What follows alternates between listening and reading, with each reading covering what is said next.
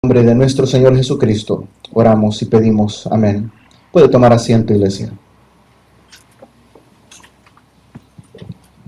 Para muchos de nosotros hablar acerca de algo tan difícil como lo es la ira de Dios es algo bien complicado. A muchos de nosotros ni siquiera se nos ha enseñado mucho acerca de que Dios sea un Dios que se enoja. Pero la Biblia habla y habla constantemente no solo del carácter de Dios, sino cómo es Dios y qué expresiones tiene Dios. Sobre esto quiero hablarte y quiero comenzar con esto. Cuando los hombres no conocen a Dios, no le temen. Y cuando no hay temor de Dios, tampoco hay obediencia. Y cuando no hay obediencia, no hay sabiduría. Y donde no hay sabiduría, no hay prosperidad, no hay bendición. Pero todo comienza por no conocer a Dios como Dios es y como Dios quiso revelarse al hombre. Muchos conocemos a Dios como nos lo han presentado los pastores, apóstoles, profetas o como está el pastor de moda en la televisión. Muchos conocemos a Dios por lo que nos han contado, por lo que las camisetas o los t-shirts cristianas dicen de Dios. Pero no a través de lo que verdaderamente la Biblia dice y afirma acerca de Dios. Si usted se va a Proverbios 16:6, si gusta, búsquelo, si no, anótelo. Dice, con misericordia y verdad se corrige el pecado. Pero después dice, y con el temor de Jehová los hombres se apartan del mal. Pastor, ¿el hombre se debería de apartar del mal porque ama a Dios? Debería. Pero la Biblia enseña que el hombre se aparta del mal por el temor de Jehová. Te quiero preguntar algo. ¿Tú y yo estamos apartados del mal? Si usted me dice, pastor, yo estoy apartado del mal, perdóneme, eso, si lo digo yo mismo, ni yo me lo creo. Pastor, ¿por qué no nos apartamos del mal? Simplemente porque no tememos a Jehová. Dice la Escritura, y con el temor de Jehová los hombres se apartan del mal. Donde no hay temor de Dios es porque no hay conocimiento de Dios, y donde no hay temor de Dios, perdóneme, no hay obediencia. No hay obediencia. Hoy en día el pueblo evangélico, y disculpe si usted se va a sentir ofendido, pero el pueblo evangélico de hoy en día es un pueblo idólatra e ignorante, comenzando desde los pastores. Nunca antes había habido tanta información acerca de la Biblia, sermones, acceso a computadoras, a internet, información, libros, lo que usted quiera. Mas nunca el pueblo evangélico había sido tan ignorante de quién es Dios. Anteriormente tal vez no había tanta información como antes. Anteriormente, en tiempos antiguos, los tiempos de la Reforma, la Biblia era ilegal.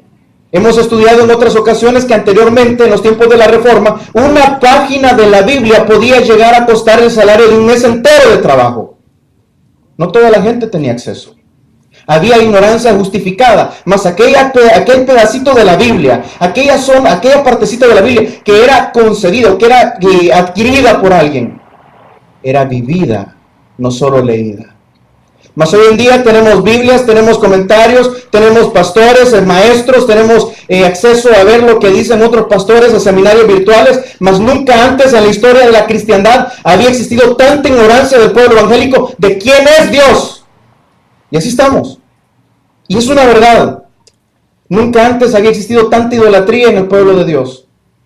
Pastor, pero el pueblo de Israel era idólatra, sí, pero ellos admitían que eran idólatras.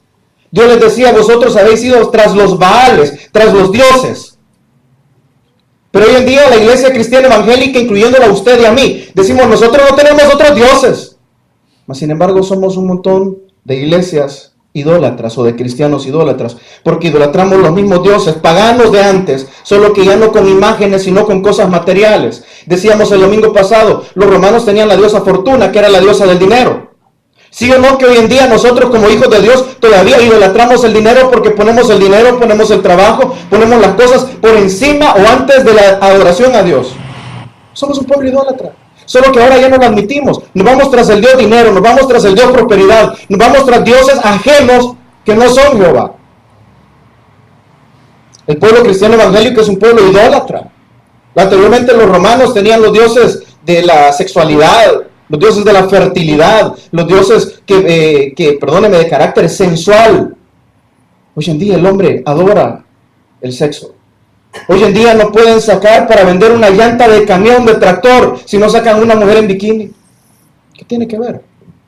Pero hoy en día los cristianos, hijos de Dios, cambiamos a Dios por un hombre, por una mujer, por una relación, porque, ay no, ¿qué va a decir la iglesia? Entonces, ¿qué va a decir la gente? ¿Qué va a decir el pastor? ¿Qué van a decir los hermanos? Mejor me voy. Nos andamos escondiendo de hombres, de pastores, de líderes, mas no podemos escondernos de Dios. Por eso decimos que somos ignorantes. Porque ignoramos a nuestro beneficio que de Dios no nos podemos esconder. Y le fallamos por los mismos dioses de antes. Dinero, sexo, cosas. Somos un pueblo idólatra e ignorante. Hoy en día nosotros criticamos la idolatría de la religión tradicional, mas no vemos la idolatría que está metida en la iglesia cristiana evangélica, y quitemos a los dioses paganos, quitemos las cosas del mundo, vámonos a la idolatría cristiana. Cuando adoramos o levantamos ídolos de cantantes cristianos, de pastores, de apóstoles, de profetas, palabra de hombre, palabra de Dios, nadie puede contradecir lo que el profeta o lo que el maestro dice, porque no, es que mi pastor lo dijo, yo lo oí.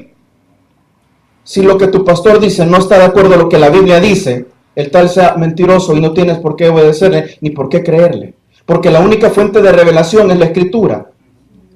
Entonces, ¿qué te quiero llevar? Que hoy en día el pueblo cristiano idolatra hombres, idolatra religiones, idolatra denominaciones. El pueblo cristiano evangélico hoy idolatra lugares donde nos reunimos, templos donde nos reunimos, lugares lujosos donde nos reunimos, cristianos que idolatramos cantantes dentro del pueblo evangélico. Dioses ajenos delante de mí. Todos hoy en día, como cristianos, hemos caído en algún momento en ese tipo de idolatrías. Lo que dice el pastor en X y el libro, lo que salió diciendo en enlace, lo que he enseñado por años. No hablemos de la idolatría secular, como ya dijimos, el dinero, el sexo, los bacanales, las fiestas, el trabajo, la familia, el yo. Y un Dios ajeno es toda aquella cosa que tú consideras que si se te quita, te destruye. No puedo vivir sin eso, eso es tu Dios, eso es tu idolatría. Pastor, yo no puedo vivir sin esa mujer o sin ese hombre. Idolatría. Pastor, yo no puedo vivir sin esa, si me quitan el trabajo me muero. Idolatría. Si yo pierdo mi salud, me muero. Idolatría. Si yo pierdo la oportunidad que me están dando, me muero. Voy a quedar devastado. ¿Quién sabe que me pueda reponer? Si pierdo mis ahorros de años, pastor. Si pierdo mi casa, pastor. Eso es idolatría. El problema del cristiano hoy en día es que ha agarrado los ídolos que están afuera antes y ahora los ha metido adentro. Si quiere, busque conmigo Ezequiel capítulo 14, versículo 3. Ezequiel 14, 3.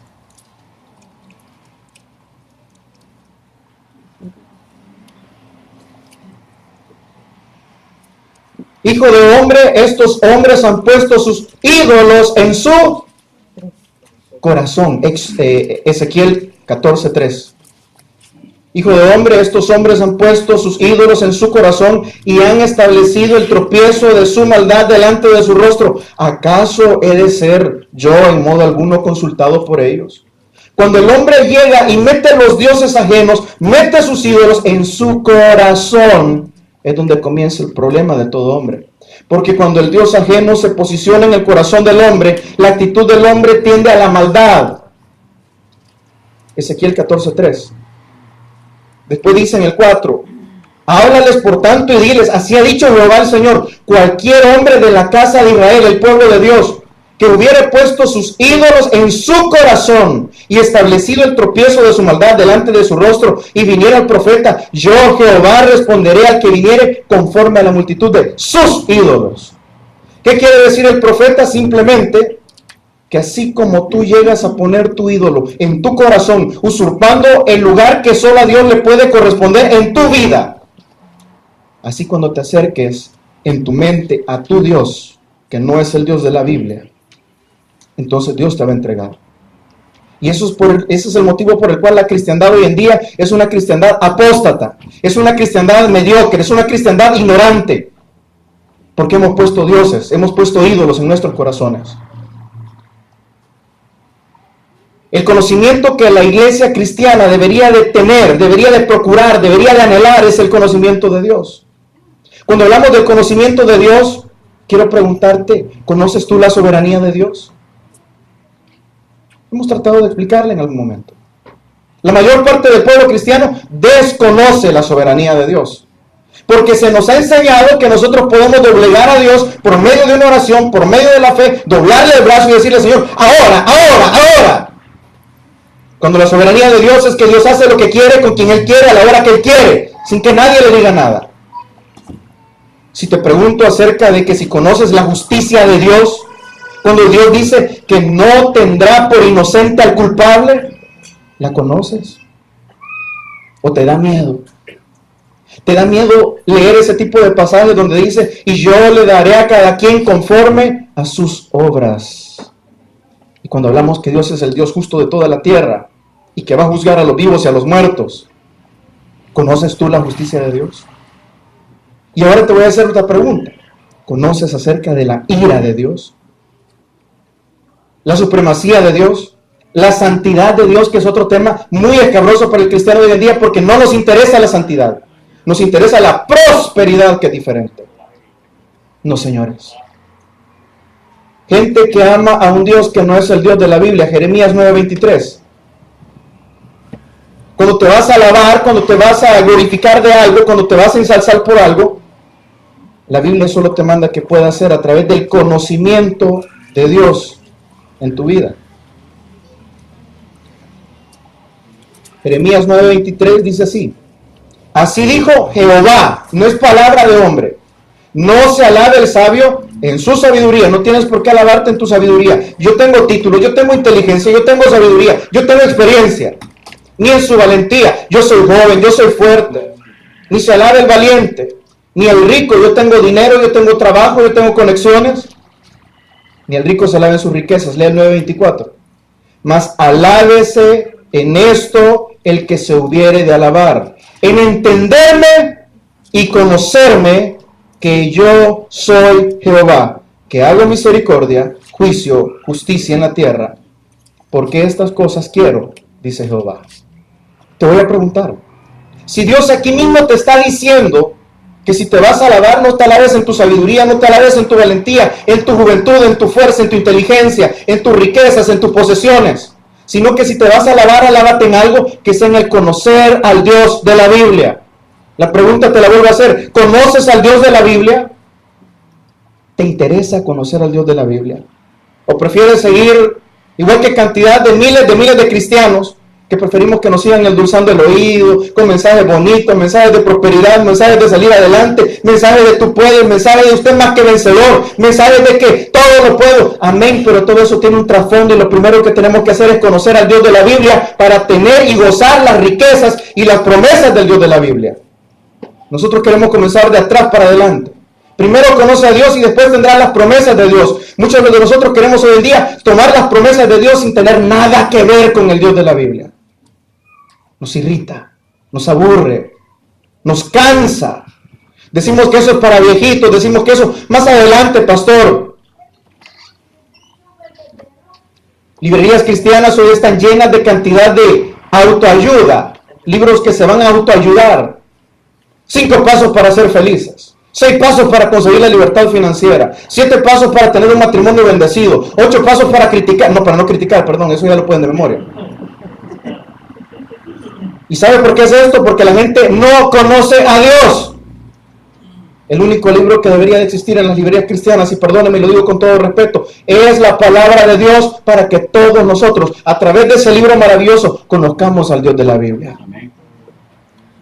Primera de Corintios, capítulo 15, versículo 34, habla que a la iglesia de Corintios, el apóstol Pablo le está diciendo: señores, entiéndanme algo, me da vergüenza muchos de ustedes, porque no conocen a Dios, y se lo está diciendo una iglesia. Primera de Corintios 15, 34. ¿Cuántos de nosotros, si estuviésemos en los tiempos de Pablo, o Pablo viviese en nuestros tiempos, nos dirigiría una carta exactamente igual firmada? Y me dan vergüenza muchos de vosotros. Primera de Corintios 15, 34 dice así: velad debidamente y no pequéis. Y esa parte me interesa que la subraye. Porque algunos no conocen a Dios. Para vergüenza vuestra lo digo. ¿De qué se avergüenza Pablo? No que él, mire, si les dice que no pequen, pero él dice lo que a mí más me da vergüenza es que no conocen al Dios de la Biblia.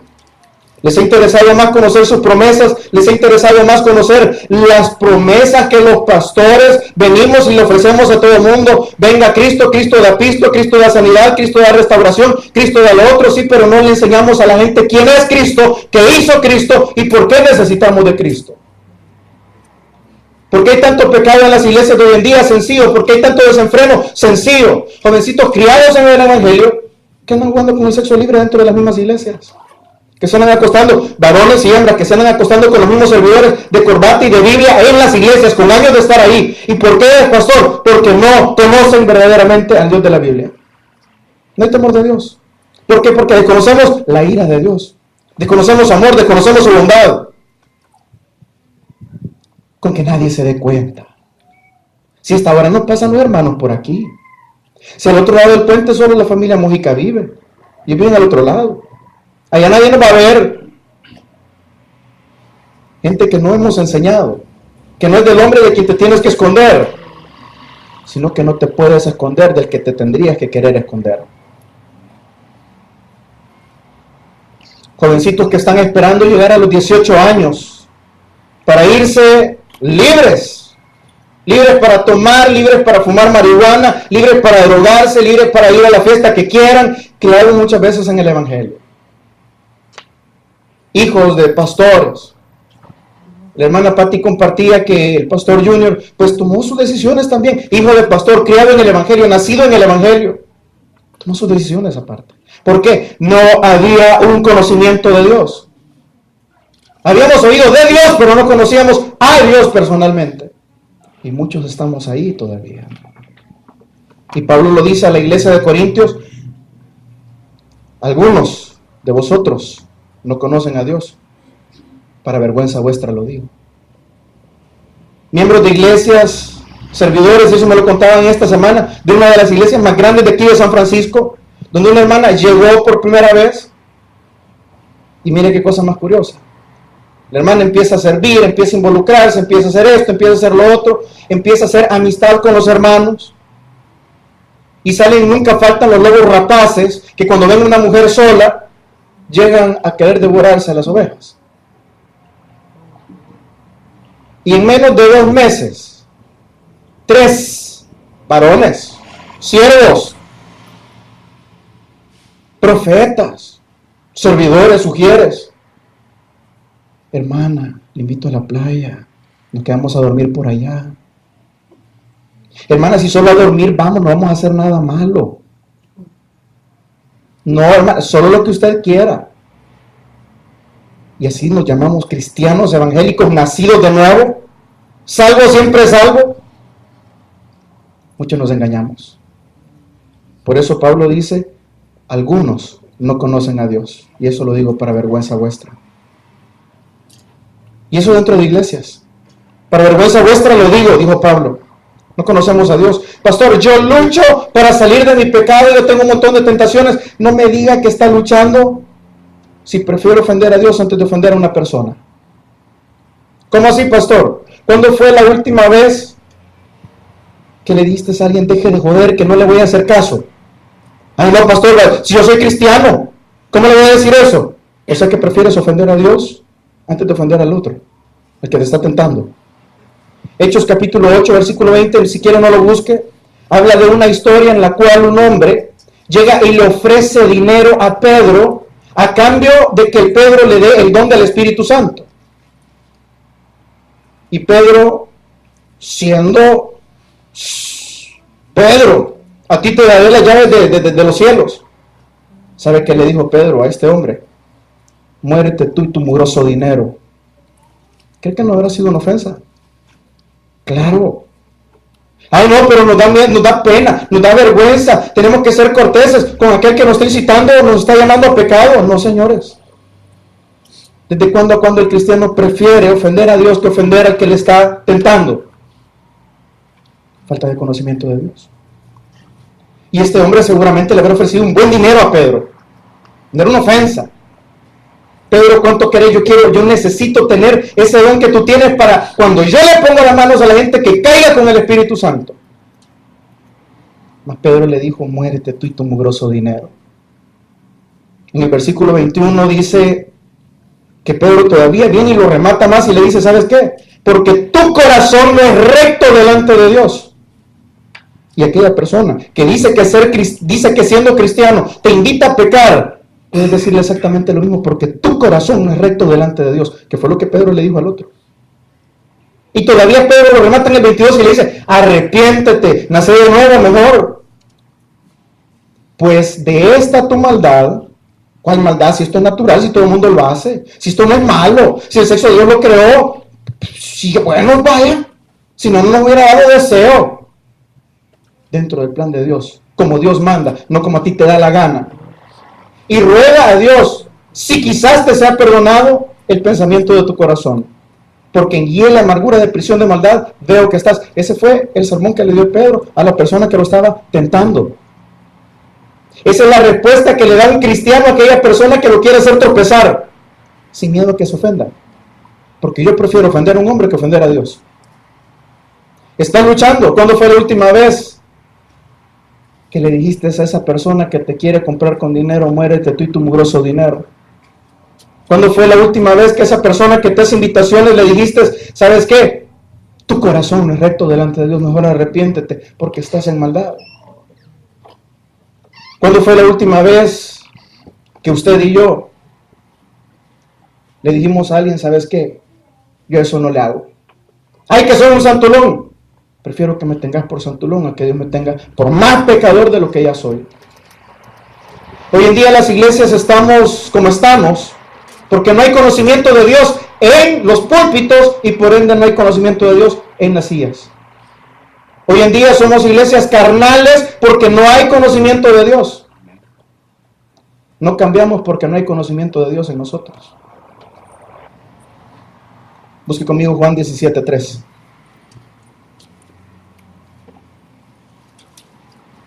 Evangelio de Juan, capítulo 17, versículo 3. Muchos anhelamos la vida eterna, mas no sabemos y no entendemos qué es verdaderamente la vida eterna.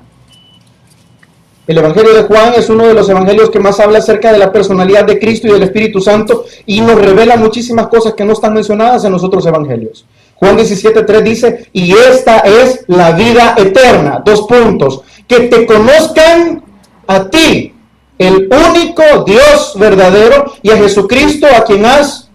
Entonces, ¿en qué consiste la vida eterna? En que usted y yo conozca a Dios ahora.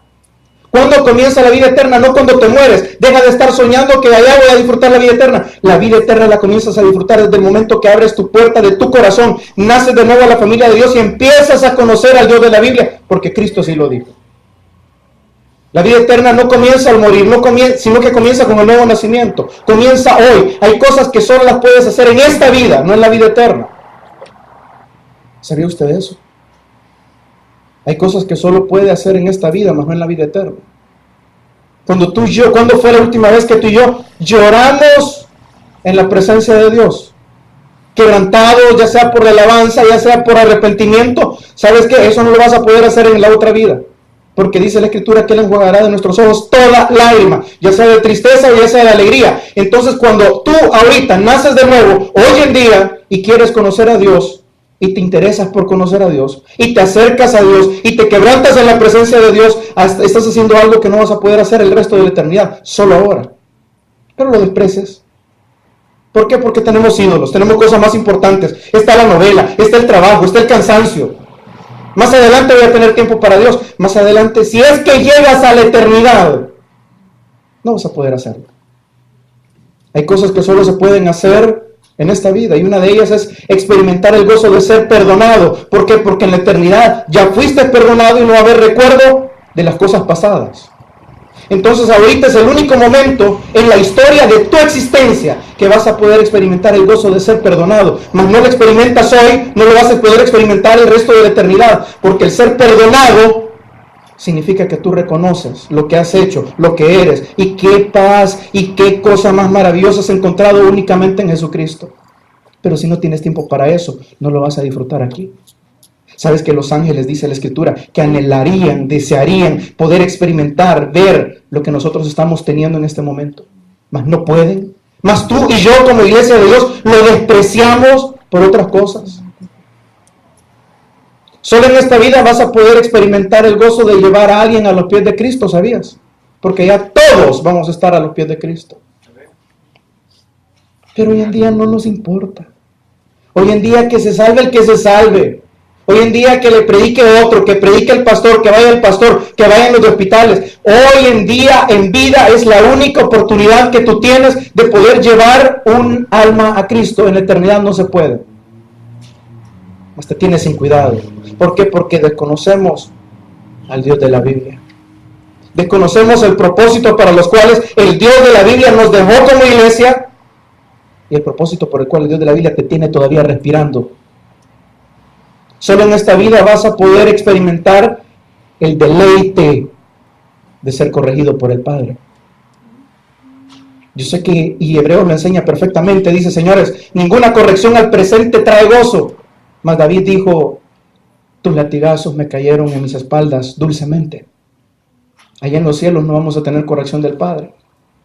Mas ahorita tú puedes experimentar el gozo de ser corregido por el Padre. ¿Sabes por qué? Porque cuando el Padre te da corrección, es porque primero te tuvo amor. Porque Hebreos enseña y dice que aquel que es bastardo, aquel a quien Dios no se interesa por él, ese no recibe corrección. Ese hace lo que le da la gana y vive tranquilo. Mas los hijos, esos los amados, esos son los corregidos. Pero hoy en día nosotros, la iglesia cristiana, hemos agarrado la corrección de Dios como, ay, Dios no me quiere. Ay, no, ¿qué estaré pagando? Siéntete gozoso en medio de la corrección de Dios, porque Dios está trabajando tu vida, te está moldeando, te está formando, te está fortaleciendo. Un plan tiene para ti. Cuando te pasa por el fuego es porque te quiere refinar. Si eres hijo. Y aprende a disfrutar ese gozo, porque allá en los cielos no va a haber ni tristeza ni dolor. Entonces, en medio de tu tristeza y tu dolor, hoy puedes tener el gozo del Señor, como le enseñamos con Pablo el día viernes. Solo en esta vida vas a poder disfrutar de ese librito precioso que tienes en tu mano, llamado Biblia. Porque la Biblia es la revelación de Cristo escrita. Pero la revelación, la palabra encarnada, es Cristo mismo, el cual va a estar en el cielo con nosotros. Entonces, la Biblia es para que tú le conozcas ahora. Pero la dejamos olvidada. La guardamos ahí donde ponemos todos los libritos. Y la buscamos descuidadamente el domingo, en la mañana, y si no está donde la dejamos, ¿y dónde está mi Biblia? Ay, yo creo que la dejaste en la iglesia la semana pasada. Hay un montón. Pase después del culto a ver si está la suya. No, pero como la Biblia, ahí lo voy a leer despuesito. Ahorita es el único tiempo en tu existencia que vas a poder tener ese libro en tus manos, poder conocer al Dios de la Biblia a través de ese libro, tener palabra de Dios a través de ese libro, tener luz a través de ese libro. Pero como no tenemos conocimiento, como no nos importa, como preferimos mejor estar en otros afanes, en otras cosas, todavía preferimos mejor poner una película cristiana, un CD cristiano, música mundana. Este es el único tiempo que tienes. Iglesias carnales donde dominan los chambres, las disensiones, los pleitos, las habladurías, los señalamientos, donde se presume de santidad, algunos despreciando al pecador porque yo soy menos pecador que aquel, no viendo que desde el momento en que estamos tachando a otros, señalando a otros, hacemos gala de la soberbia, del orgullo, de la arrogancia que nosotros mismos tenemos pensando que somos buenos, justificándonos a nosotros mismos por nuestros propios medios, comparándonos con otro peor para que nuestro gris no se vea tan negro. Hay una parábola preciosa que Cristo relató que se llama la parábola del fariseo y del publicano. No sé cuántos le recuerdan. Descienden dos hombres a orar, un publicano llamado pecador en aquel momento, porque los publicanos eran la raza más despreciada, y un fariseo, los cuales se creían los mayores religiosos. De hecho, la palabra fariseo significa apartado, apartado del secularismo, apartado de la maldad, apartado del pecado, apartado de todo porque yo soy santo. Entonces fue uno del Padre y se fue uno del mundo. Y cuando llegan al templo, el fariseo, el religioso, empieza a decir: Señor, te doy gracias porque yo soy bueno, porque yo hago ayuno, porque yo ofrendo, porque yo hago esto, porque yo hago lo otro, y porque no soy tan malo como ese pecador de enfrente. Y cualquier parecido es pura coincidencia. Y el otro pecador viene y dice: sé propicio para mí, pecador. Y no quería ni levantar sus ojos a los cielos porque se sentía indigno de la misericordia de Dios. Y Jesús mismo dice: señores, ese publicano, ese pecador, fue el que bajó justificado. El religioso no. ¿Quién, pastor, puede llegar a la salvación, a la vida eterna, al conocimiento más grande de Dios? Aquel pecador que reconoce que, perdóneme, que es depravado, que está muerto, que está ciego, que es aborrecido o aborrecible por parte de Dios por su pecado, digno de la condenación eterna. Si no, lea Romanos capítulo 3 completo cuando llegue a su casa. No hay justo ni a uno, no hay quien busque a Dios, todos se desviaron, no hay nadie que haga lo bueno. No hay nadie. Entonces, ¿quién llega a Dios? Aquel que reconoce lo que Él es y quién Él es y lo que Él ha hecho por nosotros. Pero desconocemos al Dios Santo que aborrece el pecado. Porque ¿sabe por qué Dios aborrece el pecado? Porque es un insulto a su santidad. Creemos que podemos sobornar la justicia de Dios. Ay, Señor, yo se lo digo en mi ignorancia, yo no sé, quizás a alguno de ustedes le habrá pasado, en mi ignorancia muchas veces yo dije: ay, Señor, yo acabo de cometer 3 pecados, te voy a hacer 3 cosas buenas para que me perdones, o te voy a hacer 4 y que me debes una. Pensamos que podemos torcer, que podemos comprar la justicia de Dios con nuestras obras. Eso es falta de conocimiento, brother. Ni usted ni yo conocemos a Dios y pensamos así. Creemos que podemos comprar a Dios con un pacto. Pacte con Dios y Dios le va a dar. ¿Crees que con un pacto Dios se va a hacer del ojo pacho de todo lo que andamos haciendo en toda la semana, de cómo nos portamos, de cómo vivimos, y que por un pacto Dios va a dejar todo por alto? Si la palabra dice que Él es justo.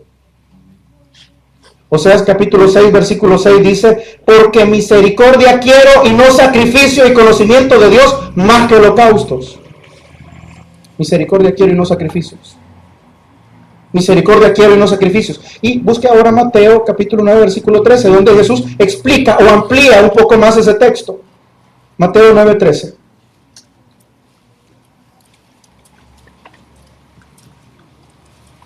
Jesús le dice a los religiosos de aquel tiempo: señores, vayan pues y aprendan lo que significa misericordia quiero y no sacrificio, porque no he venido a llamar justos, sino ve a su vecino y léale esa parte, pecador el arrepentimiento. Si es pecador, lo quiero o no lo quiero aceptar, es pecador, igual que usted, igual que yo.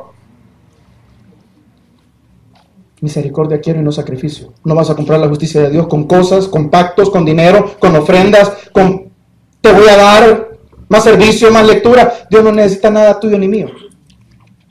Misericordia quiero. ¿Y qué es la misericordia? El hecho cuando Jesús lo explica y lo amplía un poco más y dice: porque yo vine a mostrar la misericordia, no a llamar a los justos, sino a llamar a los pecadores. Que tú y yo necesitamos reconocer que somos pecadores, que estamos bajo la ira de Dios y que necesitamos un salvador de la ira.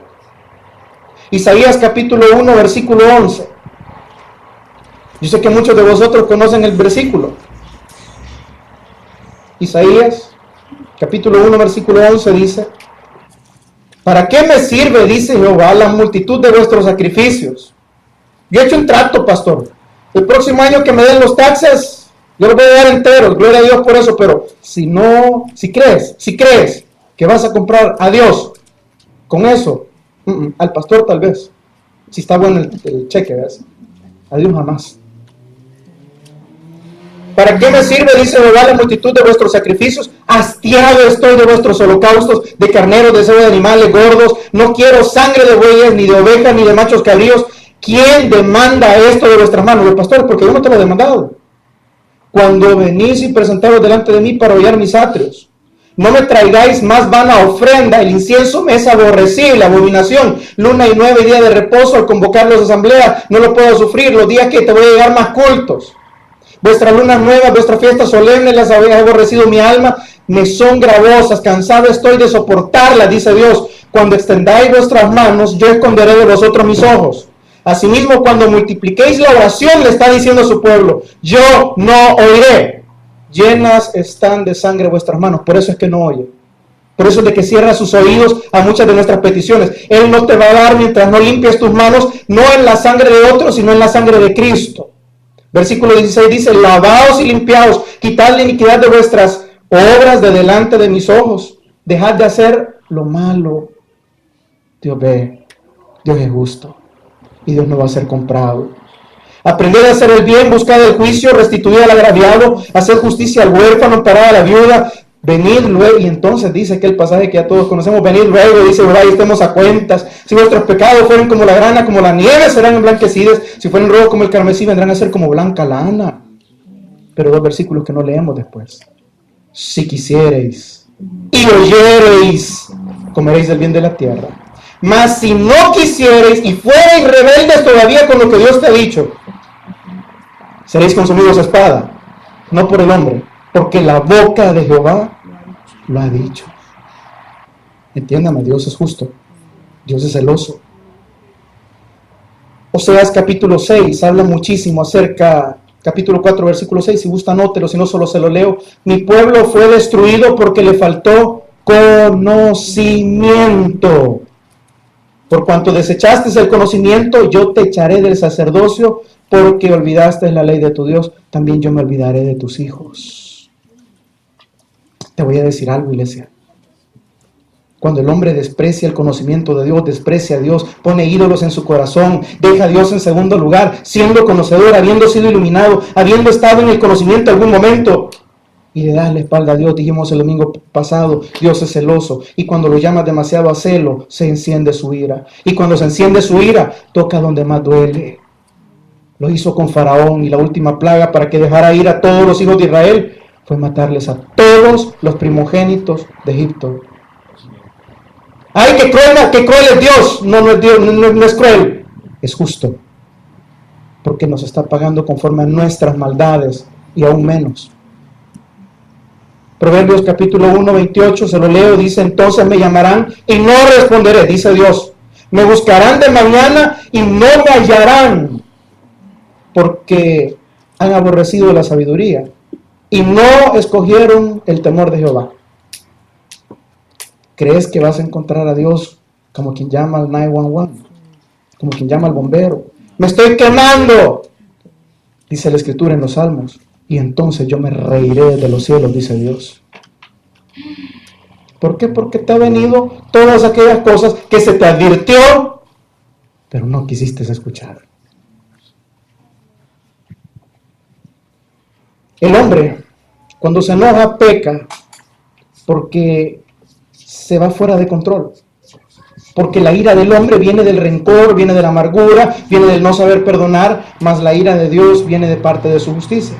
Y eso lo podemos encontrar, búsquelo hoy sí, Santiago 1:19. ¿De dónde viene la ira de Dios? La ira de Dios viene en base a su justicia. Santiago 1:19. Por esto, mis amados hermanos, todo hombre sea pronto para oír, tardo para hablar, tardo para irarse. 20. Porque la ira del hombre no obra la justicia de Dios. Démosle vuelta al versículo. Entonces, la ira de Dios sí obra de acuerdo a la justicia de Dios. La ira del hombre no. La ira de Dios sí. ¿Por qué? Porque la justicia de Dios es reactiva. Perdón, la ira de Dios es reactiva a la justicia de Dios, a la santidad ofendida de Dios. Dios no es injusto cuando se enoja. Dios se enoja porque es justo y santo. Póngale atención, Dios no es injusto cuando se enoja. Dios se enoja porque Él es justo y Él es santo y nosotros le hemos ofendido. El infierno ha sido creado como la ira de Dios manifestando su justicia. Leíamos hace un par de domingos atrás que con amor eterno te he amado, dice Dios, mas también cuando la ira de Dios se revela también es con ira eterna.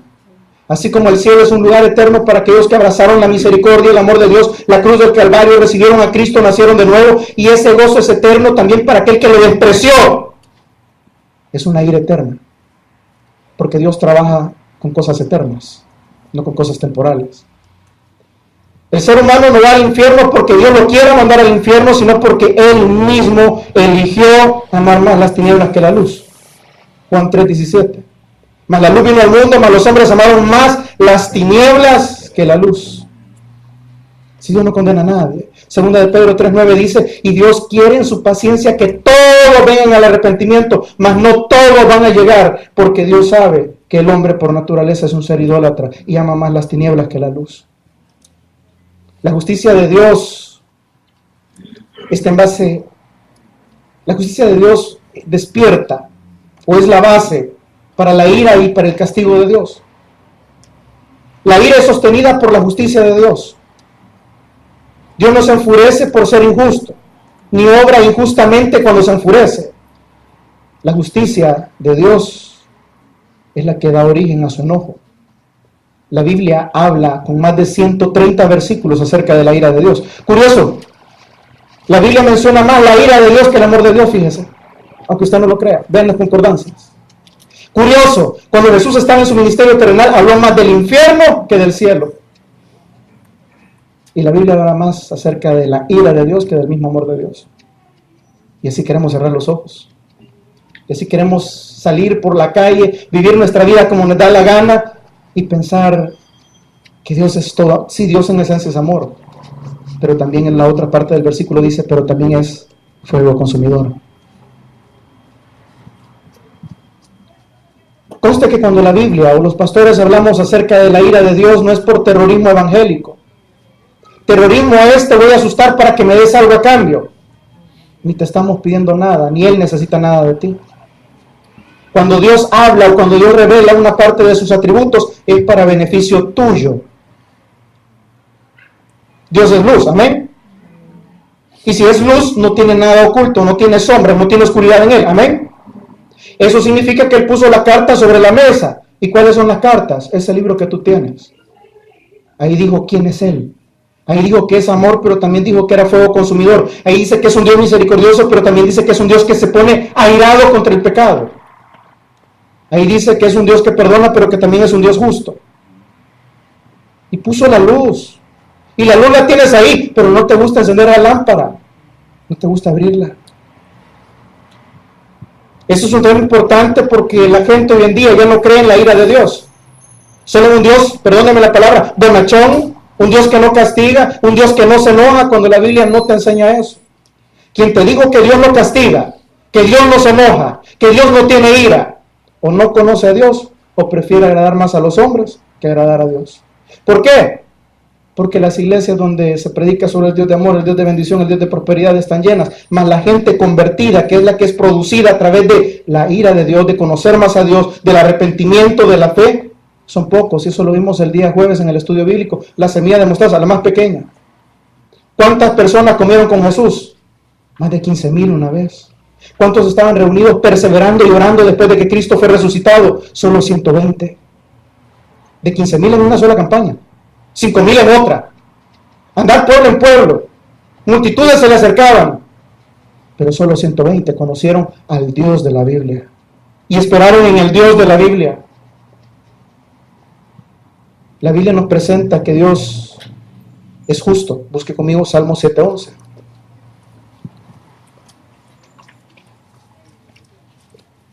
Acuérdense que la iglesia viene para usar la Biblia. Salmo 7:11 dice, Dios es juez justo y Dios está airado, es decir, enojado contra el impío todos los días. ¿Quién dice que Dios no está enojado? De ahí la necesidad del hombre de arrepentirse. De ahí que el mensaje diluido del Evangelio o de las religiones del siglo XXI, las religiones modernas, presentan a un Dios más atractivo, porque le queremos cortar la ira, le queremos cortar el enojo, le queremos recortar la santidad, queremos torcerle la justicia para presentar a ese Dios que nos conviene a nosotros los pastores, para que usted diga, ay, qué bonito es Dios, qué precioso, si es que ahora puedo pecar y mañana Dios me va a bendecir de todas formas. Ese es el evangelio diluido del siglo XXI. Rebajamos la santidad de Dios, humanizamos su justicia, pensamos que la podemos corromper con ofrendas. Omitimos su ira porque eso asusta a la gente. Yo vengo anunciando la predicación de ahora desde la semana pasada, y bien más la semana pasada que ahora. Entonces tenemos un Dios conforme a nuestros corazones, a nuestro gusto. En el principio hizo Dios los cielos y la tierra y creó al hombre a su imagen y a su semejanza. Mas hoy en día la iglesia cristiana está creando su propio Dios a su imagen, a su semejanza, conforme a su corazón, conforme a como a él le conviene. Porque a mí no me conviene que Dios se enoje conmigo. A mí no me conviene que Dios me vaya a juzgar. A mí no me conviene. El hecho de que no te convenga no significa que Dios va a cambiar.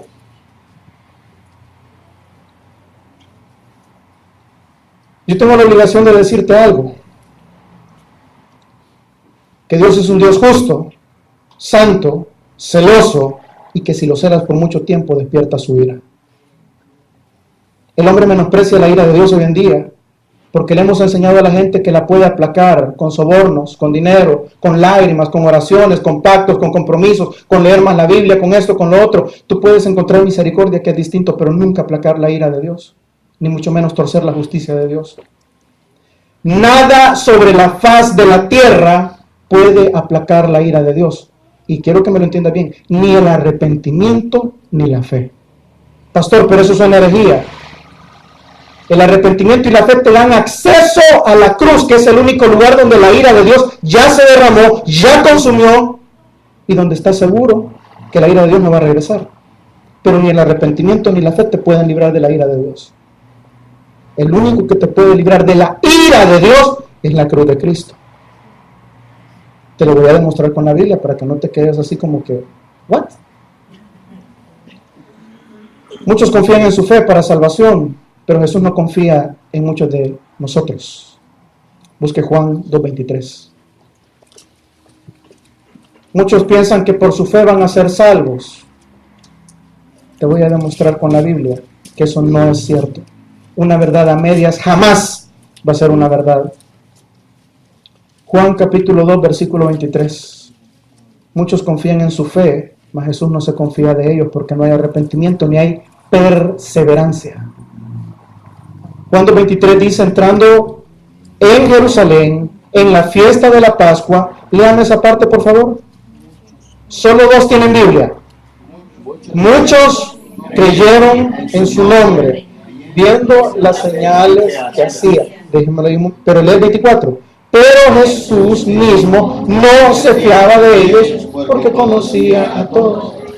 ¿Creyeron o no creyeron en su nombre? ¿Le dice el 23 sí o no? Creyeron, pero Jesús no se fiaba de ellos. ¿Puede tu fe salvarte? No, no puede. ¿Puede la fe aplacar la ira de Dios? No, no puede. Lo único que vas a encontrar es acceso a la cruz del Calvario si es fe genuina. Y si quieres ponerle un poquito más de sal, Juan 8:31.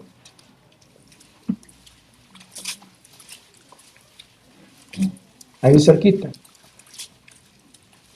Dijo entonces Jesús a los judíos que habían creído en él. Subrayame esa palabra. Judíos que habían creído en él. Si vosotros permaneciereis en mi palabra, seréis verdaderamente mis discípulos. Y conoceréis la verdad, y la verdad os hará libre. Ellos le dijeron, Abraham tenemos por padre. Jesús le respondió, de cierto te digo que el que es de pecado, esclavo es del pecado. Lee el 37. Jesús les dice, yo sé que sois de Abraham, vuestro padre, descendientes de él, pero procuráis matarme, porque mi palabra no haya cabida en vosotros. Y no estaba diciendo que los judíos habían creído en él, pues. En el 31 dice, ustedes han creído en mí, pero en el 37 dice, pero procuran matarme porque mi palabra no haya cabida en ustedes. Sí creyeron. Sí creyeron. En aquel día muchos me dirán, Señor, Señor. Sí creyeron. Mas yo les diré, apartados de mí, hacedores de maldad, porque mi palabra no entró en ustedes. No perseveró, no halló cabida. Ahora vámonos al arrepentimiento. Lo que decíamos hace un momentito en Lucas 18:9. ¿Puede el arrepentimiento salvarte de la ira? No puede. ¿Por qué? Porque llegaron dos hombres religiosos. El que te decía, el fariseo y el publicano, Y el fariseo llega con un pseudo arrepentimiento religioso diciendo, Señor, gracias te doy porque no soy como aquel pecador. ¿Pudo ese arrepentimiento justificarle? Respuesta no. Mas el otro sí encontró misericordia. El que dijo, yo pecador, sé propicio, Señor. Te quiero explicar algo acerca del arrepentimiento. Hemos explicado en otras ocasiones que la fe es un camino. Romanos enseña y dice, señores, el justo por la fe vivirá. Que traducido de otra forma podría decirse, el justo por la fe caminará hasta llegar a su destino. Entonces la fe es un camino. El arrepentimiento no es una decisión. No es algo que tú hiciste hace 20 años. El arrepentimiento, al igual que la fe, es un camino. ¿Qué camino? El camino a la cruz. Cuando naces de nuevo, comienzas el camino de la fe y tu fe va creciendo. No es tu misma fe la que tienes ahora que la que tenías cuando te convertiste. Cuando naces de nuevo, comienzas también un camino llamado arrepentimiento. Pastor, yo no me siento suficientemente arrepentido. Y muchos tenemos ese problema, lo tuvimos. Pastor, fíjese que yo sé que yo tengo que arrepentirme, pero acabo de hacer tal cosa y yo no me arrepiento. O sea, yo no sé, no siento aquella cosa de ganas de llorar. Querido, el arrepentimiento se manifiesta desde el primer momento que dices, yo soy pecador y necesito a Cristo. Desde ahí comienza el arrepentimiento. E irá madurando con el tiempo, alejándote del pecado, haciéndote sensible a lo que Dios es sensible, aborreciendo lo que Dios aborrece y amando lo que Dios ama. Pero es un camino, es un proceso, es un crecimiento. Pero el arrepentimiento comienza desde el momento que aquella persona autosuficiente dice, yo no puedo salvarme y necesito de alguien. Para otros, el arrepentimiento comenzará cuando dicen, bueno, yo no soy tan bueno como yo creía, verdaderamente yo necesito de Dios. Para otro que nació quizás en el Evangelio y nunca pensó en eso, el arrepentimiento comenzará desde el momento que dice, verdaderamente me ama, verdaderamente está vivo. Porque el arrepentimiento, más que un cambio de actitudes, es un cambio más que un cambio de cosas externas, de comportamiento, es un cambio de actitud y de corazón. Porque el arrepentimiento empieza a generar de adentro para afuera. La religión te trata de hacer que hagas cosas de afuera para adentro. Por eso es de que hay muchos religiosos que jamás cambian, porque tienen una religión o no tienen una comunión. Y tratan por sus medios, y tratan de no hacer ciertas cosas, y tratan de hacer otras, pero su corazón está lejos. Y ese es el problema, que en las iglesias estamos creando robots cristianos. Mas no les enseñamos que verdaderamente lo que Dios quiere es cambiar tu corazón y que el arrepentimiento comienza en el corazón, no en tus acciones afuera. Arrepentirse para un publicano, para un puritano, es comenzar el camino en el cual reconoce verdaderamente yo soy pecador. Lo que necesito es un Salvador y tener fe en lo que Cristo hizo, es decir, un pago completo por mi pecado, cosa que yo no podía hacer. Si cambias tus acciones, pero no cambias tu mente, tu corazón, nos encontramos en aquella parte donde Jesús dice, este pueblo de labios me honra, pero su corazón está lejos. Cuando nosotros hablamos de qué hizo Cristo por nosotros, tenemos que recordar verdaderamente que esa cruz. Ya hablamos del arrepentimiento, cómo comienza el arrepentimiento, pero hablemos un poquito de la fe. Cuando hablamos de la fe, tienes que entender algo. La fe no es solo en que Jesús vivió. La fe es en quién es Cristo, el Hijo de Dios. ¿Qué hizo Cristo? Morir en la cruz expiatoriamente por mí. Te voy a poner un ejemplo más difícil todavía. Si tú crees que eres salvo porque los romanos agarraron a Jesús, lo crucificaron, le pusieron la corona de espinas, lo azotaron y lo mataron, tú no conoces verdaderamente lo que la Biblia dice acerca de Jesús. Busque conmigo Isaías 53:10. Quien fue ofendido fue el Padre por nuestros pecados. La Biblia nos enseña que no hay justo ni a uno, no hay quien busque a Dios, no hay quien haga lo bueno, todos nos desviamos, todos estábamos perdidos, mas por eso Dios en su amor tuvo que buscar una solución para el pecado del hombre, para la condición pecadora del hombre. ¿Y cuál fue esa solución que el Padre buscó? Cargar en el Hijo, en el unigénito, en el amado, en quien Él tenía complacencia, en el Cordero de Dios, todos nuestros pecados. ¿Y sabes qué? No fueron los romanos los que mataron a Jesús. Isaías 53:10 dice, con todo esto, ¿quién dice? Jehová quiso quebrantarlo. ¿Quién quiso quebrantar a Cristo? Léalo. Jehová el Padre. Con todo esto, Jehová el Padre quiso quebrantar al Hijo, sujetándole a padecimiento. Cuando haya puesto su vida por expiación por el pecado, verá linaje, vivirá por largos días, y la voluntad de Jehová será en su mano prosperada. Verá el fruto de su aflicción de su alma, y quedará satisfecho por el conocimiento. Justificará mi siervo justo a muchos, y llevará las iniquidades de ellos. Fue el Padre que castigó al Hijo. No fue la ira de los romanos la que cayó sobre Jesús. No fue la ira de los fariseos y de los religiosos de aquel tiempo que conspiraron contra él. Fue la ira del Padre justa y santa sobre el justo, para que él fuera a justificar a todos los pecadores. Vino como cordero. He aquí el Cordero de Dios que quita el pecado del mundo. Pero te tengo una noticia. Viene como león, el león de la tribu de Judá. Vino como siervo, pero regresa como rey. Vino como mediador, pero regresa como juez. Vino con amor, pero ahora regresa en el día de la venganza del Dios nuestro. Isaías 61:1. Esa es una parte bien delicada. Cuando Jesús entra en la sinagoga, se le da el libro de Isaías y él empieza a leer esta parte y dice: el Espíritu de Jehová, el Señor, está sobre mí, porque me ha ungido Jehová, me ha enviado a predicar las buenas nuevas a los abatidos, a vendar a los quebrantados de corazón, a publicar libertad a los cautivos, a los presos, apertura de cárcel. Pero Jesús se queda en la siguiente frase: a proclamar el año de la buena voluntad de Jehová. Y Jesús cierra el rollo ahí, cuando él vino. Mas hay una parte que Jesús no le leyó, pero va a ser leída, porque los cielos y la tierra pasarán, mas ni una palabra, ni una tilde, ni una jota de lo que está escrito en este libro maravilloso va a pasar. Y quiero que lo lea conmigo. Y el día de la venganza del Dios nuestro. Esa parte falta. Y de que viene, viene. La ira de Dios, su eterno aborrecimiento a toda injusticia, la justicia de Dios será derramada sobre este mundo, y todo aquel que no atiende el llamado hoy va a tener que ver, no el día favorable de Jehová, en el cual Cristo está a las puertas, llama, se arrepienten las personas, entramos por la expiación del Cordero, sino que verán el día de la venganza del Dios nuestro. Vino como cordero, pero regresa como león. No le esté jalando la cola. Dios no puede ser malo, de hecho no lo es. Su ira siempre muestra su lado de misericordia, de amor y de gracia a la vez. Se recuerda de Noé. Ahí es donde vemos la ira de Dios manifiesta. Pero también vemos su amor, su gracia y su misericordia. Porque la ira de Dios se manifestó afuera del arca, mas su misericordia, su amor y su preservación se manifestó adentro del arca.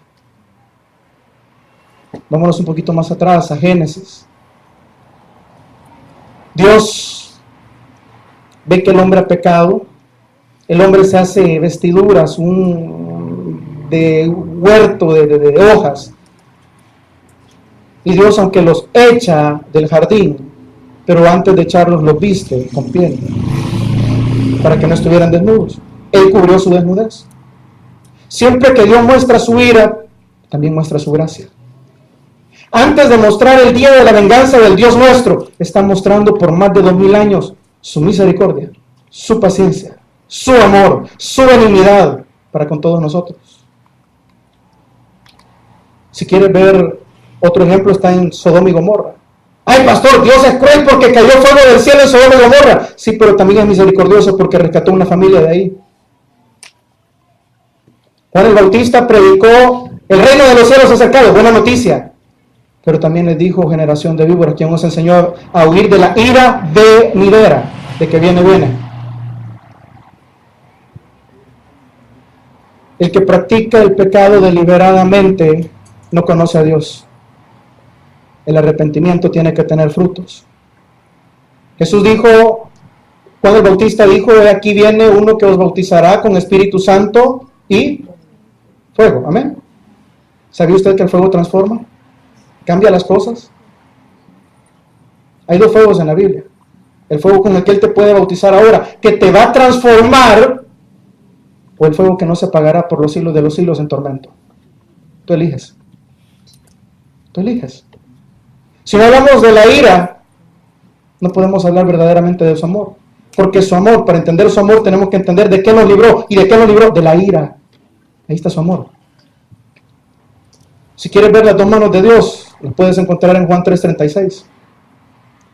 El que cree en el Hijo tiene vida eterna, pero el que rehúsa creer en el Hijo no verá la vida, sino que la ira de Dios está sobre él. Con una mano Dios está deteniendo su ira, que viene, y con la otra mano está llamando a los pecadores al arrepentimiento. Mas habrá un momento en el cual las dos manos de Dios van a caer, y esa ira que estaba siendo contenida, y ese llamado que estaba siendo hecho a los hombres, no van a haber más. Y la ira caerá, y no habrá vuelta atrás para el que esté ahí. Pastor, yo no creo eso. Ni a Dios ni a mí nos importa. A mí, yo sé que no te importa. Pero si está escrito, así se queda. No importa lo que creas. Y lo peor es que muchos están oyendo. Y de los que están oyendo, ya sea por internet, tenemos 13 personas ahí medio conectadas. Es imposible decir que todos somos nacidos de nuevo. Imposible. Yo no estoy aquí para decirte, tú lo hiciste, tú eres, tú no eres. Yo estoy aquí para que te confrontes contigo mismo. Si ese fuego en el cual dice la palabra que te bautizó cuando recibiste a Cristo, verdaderamente ha hecho transformación o no. Pastor, yo tengo fe. También aquellos lo querían matar. Pastor, yo tengo arrepentimiento. ¿Será un arrepentimiento farisaico donde dices, gracias a Dios yo no soy tan malo como esa mujer? Eso no te sirve. Algunos de los que están oyendo esto van a tener que enfrentar el día de la venganza del Dios nuestro y la ira de Dios, si no se arrepienten verdaderamente. Algunos, pastor, ¿cómo podemos, y con esto cerramos ya, cómo podemos estar seguros de que somos salvos? ¿Cómo podemos estar seguros de que no vamos a ver la ira de Dios? Fe más arrepentimiento, fe en el sacrificio de Cristo, en quién es Cristo, puesto en Cristo, dentro de la cruz del Calvario, y arrepentimiento, que es un proceso. La justicia de Dios tenía que ser satisfecha. Dios había sido ofendido. Y alguien tenía que pagar el precio. La palabra nos dice que Dios cargó en el Hijo todos nuestros pecados. Que Él anuló el acta de los decretos que nos era contraria a nosotros, clavándola en la cruz. Él sufrió el abandono del Padre porque en la cruz del Calvario dijo, Elí, Elí, lama sabactaní, papito, papito, ¿por qué me has abandonado? Para que tú y yo no encontráramos el abandono del Padre, sino la misericordia del Padre. Pero la ira de Dios se revela desde lo alto contra aquel que no entiende, aquel que se revela. Dios odia el pecado porque Él es santo, porque Él es justo, porque Él es soberano, porque Él es amor y porque Él es sabio. Y no te estoy hablando de un moralismo hueco. Te estoy hablando que necesitamos tener un nuevo corazón. Lo que nosotros hicimos y lo que Cristo hizo. Nosotros hicimos pecado, Él hizo justicia. Nosotros merecíamos el infierno, mas Él llevó la muerte y Él bajó a los infiernos por nosotros. Lo que el Padre le hizo es lo que debería de haber sido hecho a nosotros. Y esto es suficiente para que un corazón sea tocado al arrepentimiento, sea cambiado por agradecimiento, y ese agradecimiento produzca respeto y temor a Dios. Iglesia, en Hebreos capítulo 10, versículo 23, no lo busque. Aquel versículo que nosotros conocemos, no dejando de congregarnos como algunos tienen por costumbre, sino exhortándonos unos a otros, mientras más veáis que el día se acerca. Porque si pecáremos voluntariamente, le está hablando a gente que ya fue iluminada, que es conocedora. Después de haber recibido el conocimiento de la palabra, ya no queda más sacrificio por los pecados, sino una horrenda expectación de juicio, de hervor de fuego, que devora a los adversarios. Te lo resumo. Aquel que habiendo oído, aquel que habiendo estado, aquel que habiendo conocido, en un momento sale por esa puerta y dice, pues yo no creo, pues a mí Dios no me contestó, pues Dios no era como yo me lo imaginaba, y le da la espalda a Dios. la ira de Dios se revela desde los cielos contra esta persona, ya sea para destrucción de la carne y salvación del alma, como en Corintios 5:23, o para destrucción del cuerpo y destrucción del alma, porque Dios es justo, porque Dios es juez. Mas no podemos cerrar si no abrimos una puerta a la misericordia. ¿Y cuál es? Hebreos 3:15, donde dice, entre tanto se dice, si oyereis hoy su voz, no endurezcáis vuestros corazones, como en la provocación. La cruz detiene la ira. Si tú ves llover ahora y sales creyendo que no te vas a mojar porque tú eres bueno, te vas a mojar. Pero si tú sales de este lugar y está lloviendo la ira de Dios allá afuera, pero sales con el paraguas, con la sombría, con el cobertor que es Cristo en nosotros, la esperanza de gloria, el que nos libra de la ira venidera, entonces no te vas a mojar, porque en la cruz del Calvario la ira de Dios fue satisfecha. Y todo aquel que en Él cree no se pierde, sino que tiene vida eterna. Oremos, iglesia. Bendito Señor y Padre nuestro, en esta mañana te damos gracias, Señor, por tu palabra. Gracias, Padre, porque hasta aquí nos has ayudado. Bendito Señor, te pedimos que en nuestros corazones pueda haber un arrepentimiento genuino, un amor genuino para contigo y el deseo, Señor, de hacer las cosas diferentes, de conocer a ese Dios de la Biblia. Te lo pedimos en el nombre de Jesús. Amén.